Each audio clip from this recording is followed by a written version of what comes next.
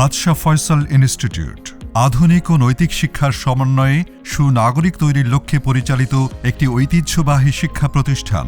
১৯৭৬ সালে প্রতিষ্ঠিত এ প্রতিষ্ঠানে রয়েছে নিজস্ব সুবিশাল ক্যাম্পাস, জাতীয় কারিকুলামে শিক্ষাদানের পাশাপাশি নৈতিক মূল্যবোধ অনুশীলনের সুব্যবস্থা। বালক ও বালিকা পৃথক শাখায় নতুন কারিকুলামে দক্ষ ও প্রশিক্ষণপ্রাপ্ত শিক্ষক মণ্ডলী অত্যন্ত যত্ন সহকারে পাঠদান করে থাকেন।